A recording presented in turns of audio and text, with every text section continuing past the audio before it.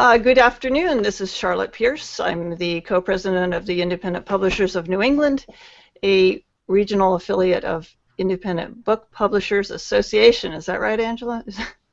That's right, yeah. Lots of acronyms. This IBPA is what I call it. But I'm also an independent publisher in the Boston area. I have Pedagogy Books, Alternative Education, a children's imprint called Giggle Quick Books, and the Day Tripper Books, which is a family activities series. So that's what I do, and I am pleased to have an international cast and crew here. We have, of course, our special guest, Angela Bole, who's the executive director of IBPA, and Laura Williams, who's my co-host and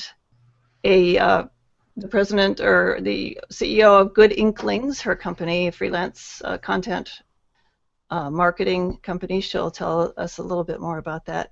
And Phil Aston, who's in the lovely country of Wales. Cornwall, actually. Cornwall in the UK. Cornwall. Who's in Wales? Somebody else I know. I don't know. It's another Celtic nation, so that's fine. I know. We're going to Scotland in August. So. Are you? Or July, yeah. Yeah. July and August.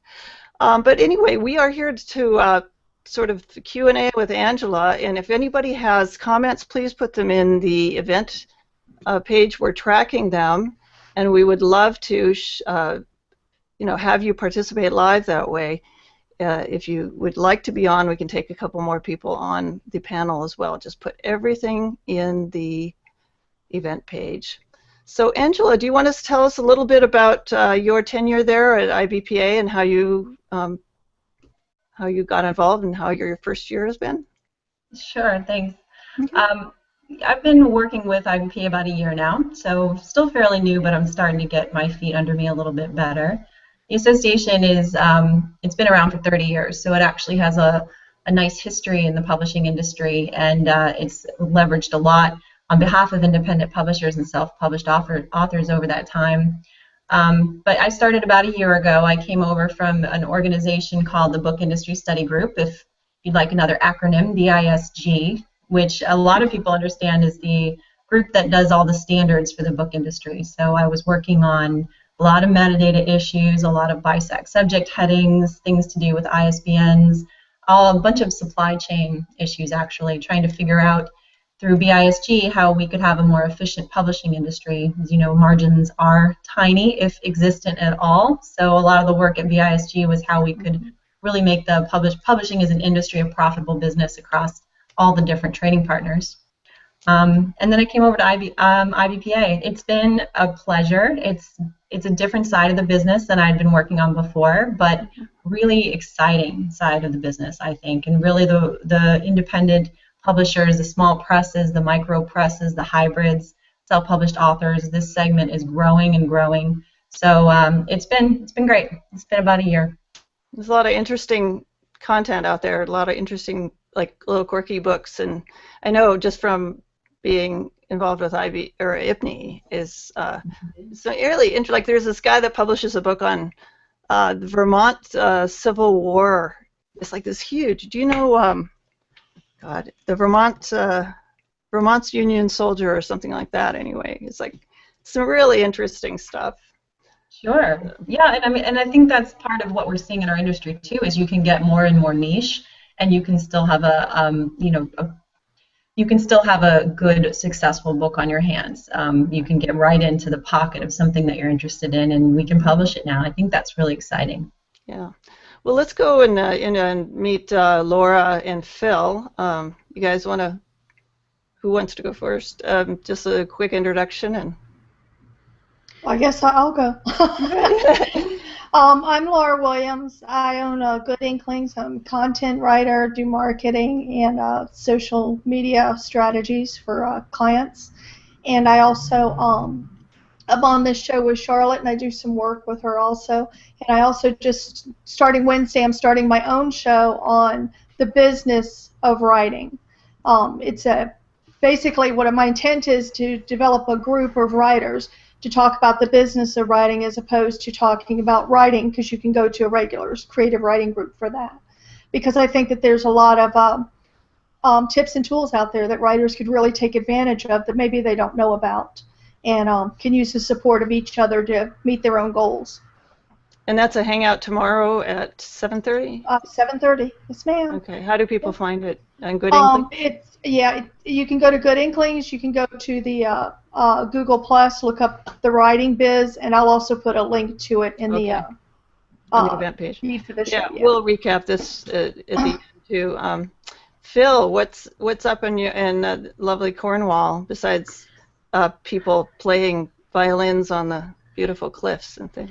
Yes, thank you. Well, I'm Phil Aston. My company is called Genius Loci. We're a business and media company, and we do lots of website management, digital media, etc. I guess my interest in this is that all of us are becoming publishers, and lots of agencies and organisations who used to do their own content are now employing writers or realising that they need more coherent way of strategy for their written word. One of the projects dear to my heart is obviously my wife's music, and we have a multimedia kind of project which is called the Coastal Composer, which Sue's trying to put together, and we still at this stage aren't quite sure whether it's going to be a multimedia project or whether it will be a deluxe hardback book with really nice paper and pictures and all sorts of things, and an accompanying CD. And I think the way that the publishing world is changing is there seems to be, as you were saying earlier, a niche market for tiny little books that are maybe just available online, but equally for deluxe editions, and that seems to be not just in the book world, but also in the music world as well. Yeah.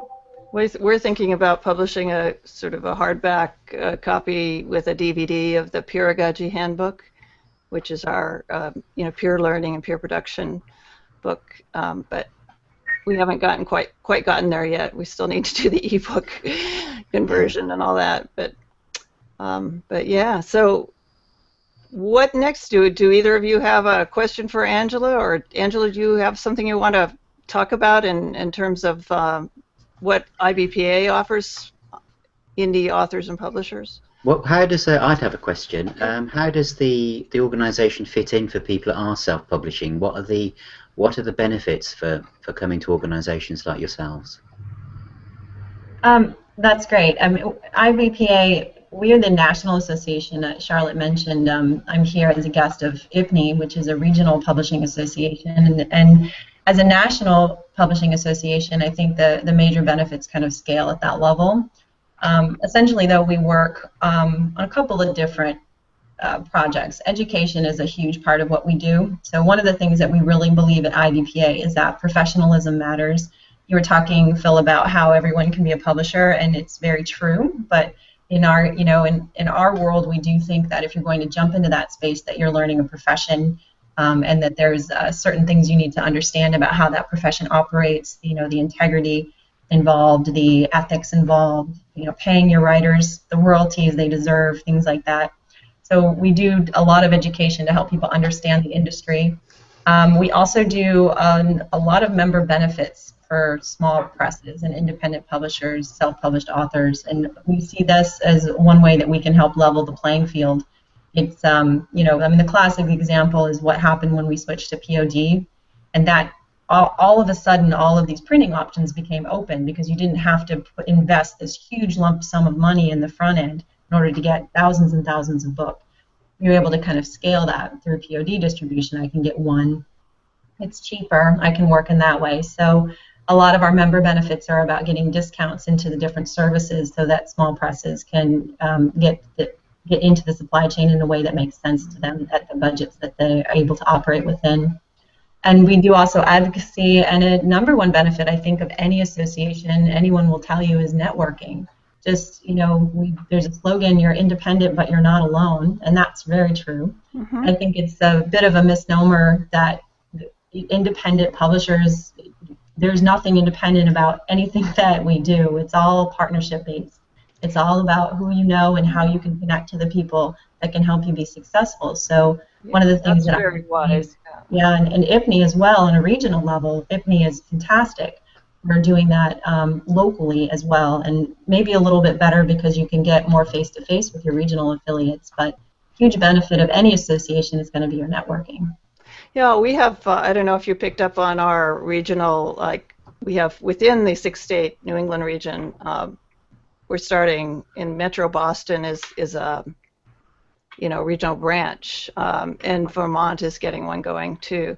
So it's been like huge. Laura and I were talking earlier too. Is like an editor who came to the first meeting of our regional branch is now my book editor for my books, and has picked up work from other members of IPNY just by kind of being, well, she comes to the conference and she comes to the regional branch meetings, and she just, it's a synthesis of all the contacts that you have and the information, people you come across. So, yeah. Yeah, it's a lot of fun too, isn't it? I mean, it's great to be able to talk to like-minded people about a business that I think we all love, not just love, but are really passionate about. So that's always a really fun part of an aspect of joining an association too. We're trying to. I'm sorry. Go ahead. Oh, there's no dumb questions because the field is changing so fast that yeah. You can admit you don't know. You mentioned in the green room about the online learning program, and I was interested in hearing about that. Yeah, and I think it really connects to one of the things we were thinking about when I came on a year ago is, again, as a national association, our membership is wide and broad across the whole nation, and some Canada too. Hello, Canadians. Mm-hmm. But we're able to offer a publishing university every year, which is a face-to-face conference. But then there was all this time when we really weren't able to do that much with education. We had webinars that we would run monthly, and those were very popular and very good. But we just launched a couple months ago something on a platform called Open Learning, which is this social media platform for things you might have heard of MOOCs if you kind of follow the higher ed space, for example. MOOCs is another acronym that we love, which is Massive Online Open Course. So just speaking to bringing lots of people into one topic and offering them, chat and video and upload and different ways to connect with the other students in the course as they're looking at information. So is that something you would hear about through the newsletter, or is it on your website? I was just trying to cruise around and see what. Yeah, I think if you go into the website under member benefits, educational programs, and educational programs, you bet. Here's my fingers crossed, right? Did we yeah, no. Cloud-based learning platform that integrates social media techniques, yeah. There you go. That's awesome. Yeah, so we put a little video tutorial there. Our project coordinator on this is Molly Farraher, and she's been doing a great job. She created a little video tutorial to kind of walk people through, because even on this Google Hangout, Charlotte and Laura, I was struggling a little bit to try and figure out how to log in. So it's not always easy to jump on a new platform. So just trying to make it as easy as possible. Yeah, I have to say, our I'll delete my screen share, but we were trying to get the board to be all on, so that at least we could have this like tiny little group on Hangouts and talk to each other like we're doing now. And it's really difficult. People just struggle with it, and it's possible, but it's. So Angela, is one of the things that the organisation helps new writers to find out how they can use their talents to earn a living or to make contacts. As you said, it was about showing them how to publish their material. I'm just thinking there's somebody, if you're just starting out for university as a creative writer, or you've got your English degree, is it a good organisation to connect with on that basis? I think I never want to oversell and underdeliver, as they say. I don't want to pretend that we would be something that we're not. I think we're going to be great for someone who has a manuscript, is working on a manuscript, and is thinking about the idea of independent publishing, and actually understands that that's going to be another business that they need to learn. Our monthly magazine, The Independent, is a great thing to just subscribe to if you're in that space, or join as a member and you get the monthly magazine as well, and it will help you to start to kind of seep in this industry a little bit more and understand it. So I think, yeah, I do say we're not specifically for writers, or some writers that just love to write and want to write and don't care to understand the different nuances of metadata, for example.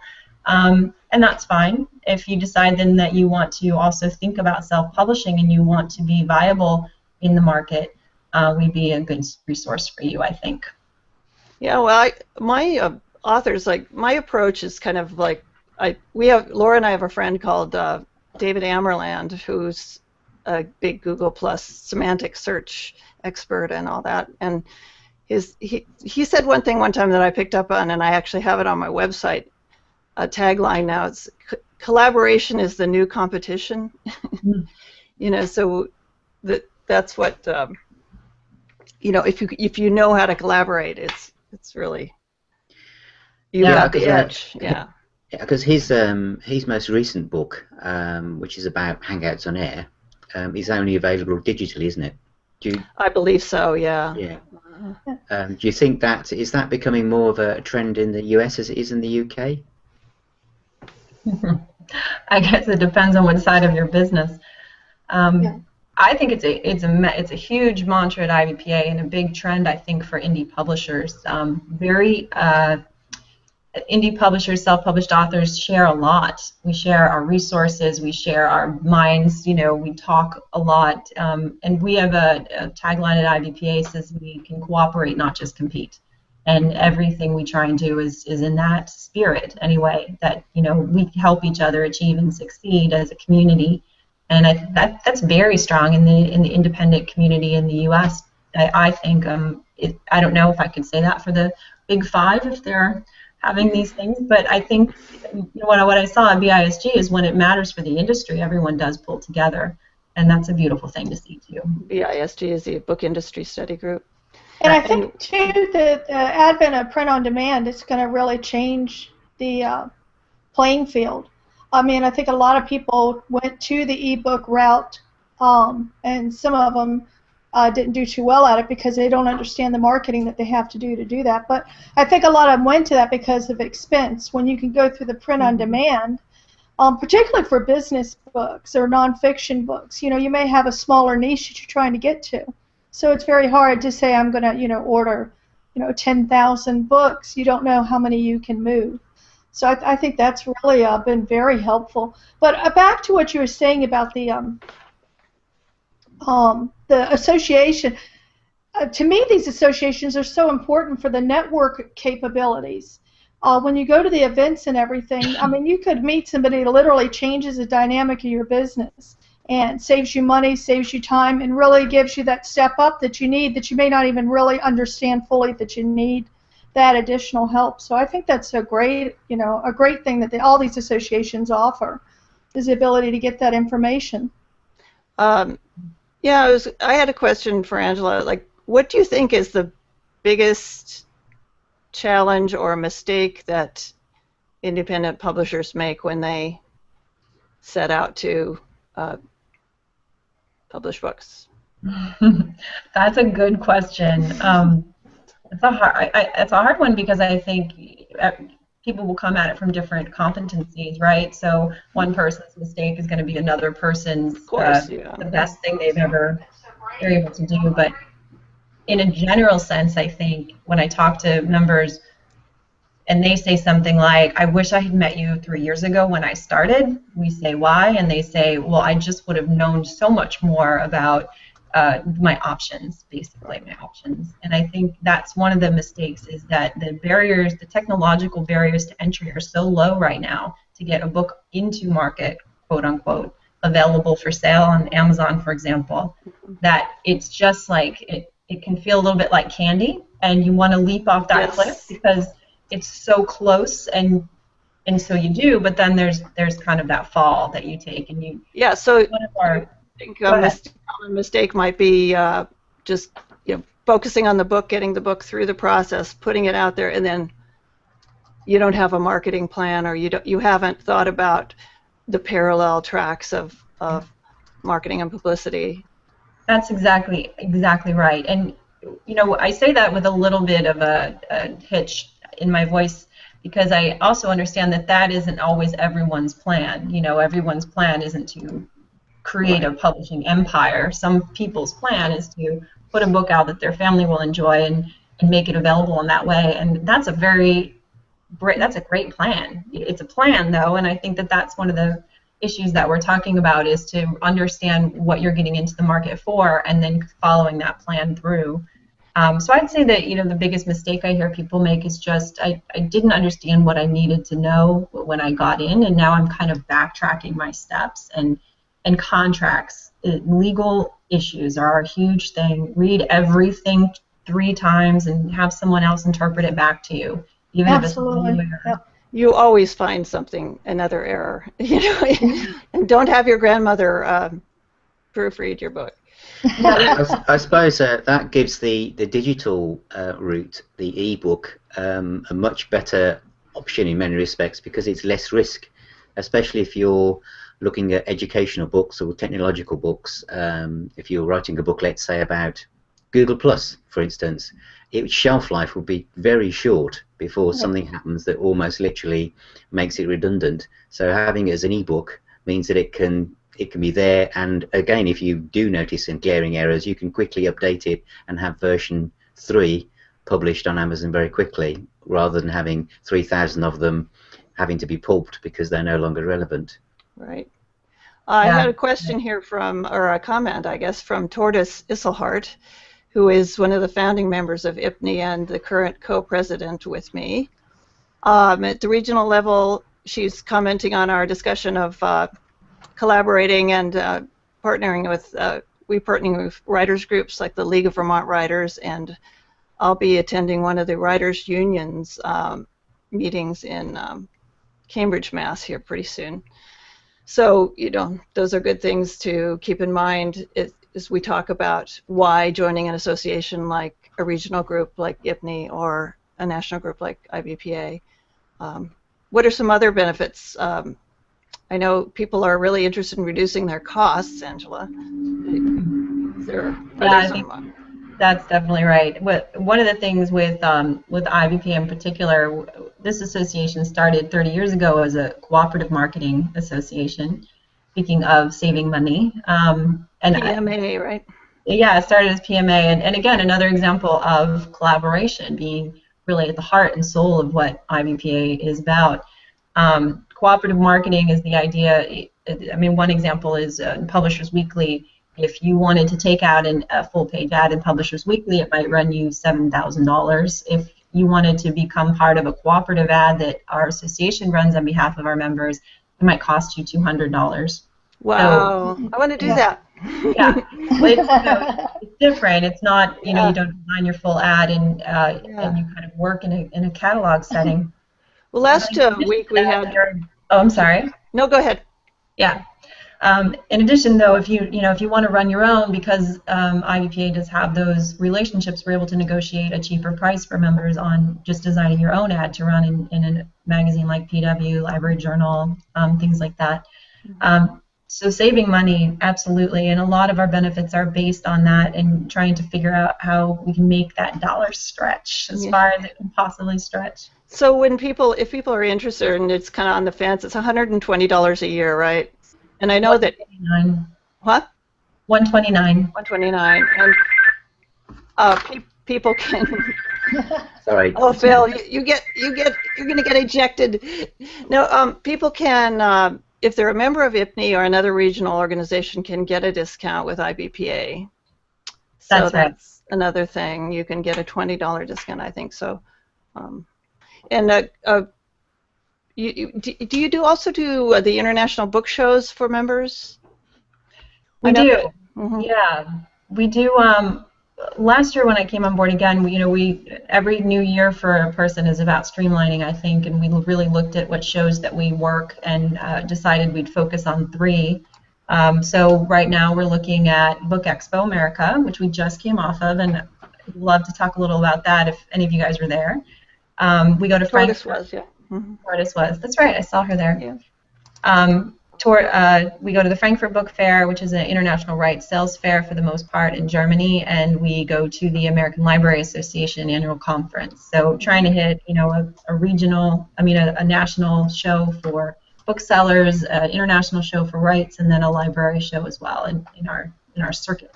Right, and there's a comment from Tortoise about some of these regional shows that we do. So it's very, very complimentary. We're lining up for NELA, which is New England Library Association. Do you do American Library Association? We don't do American, no. We used to do Okay. public library, but we don't do that one anymore. Right, and then NEBA is the New England Independent Booksellers Association show. That's the end of September. Very, very valuable show for our members, as well as NELA. We love librarians. We just love them.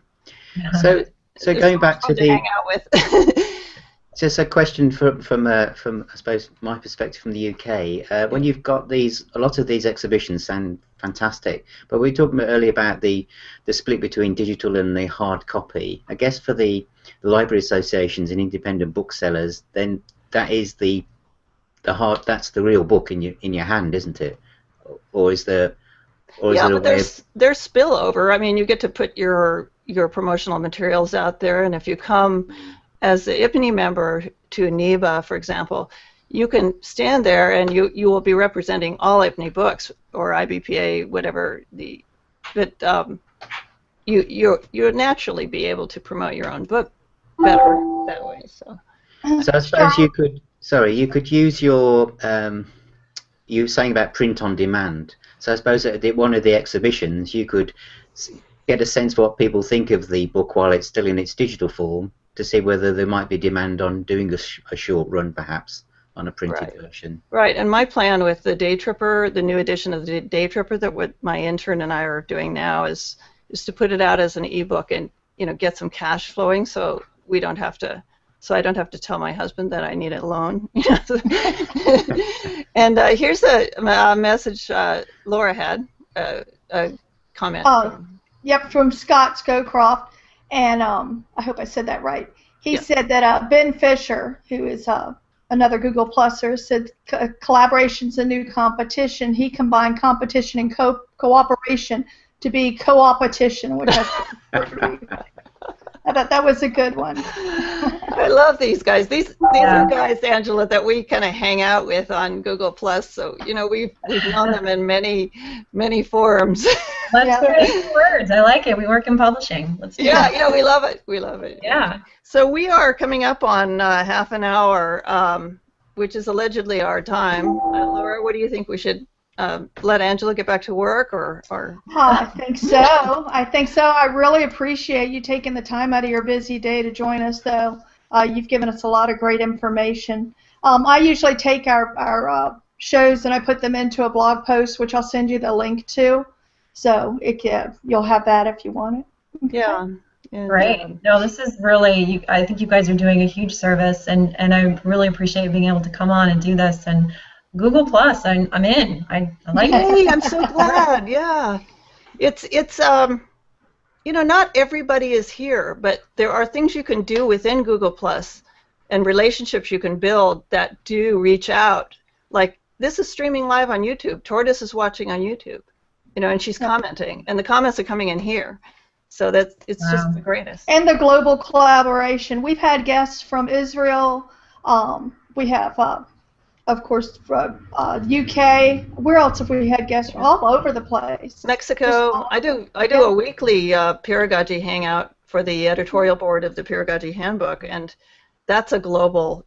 That's Italy, UK, Mexico, Ecuador.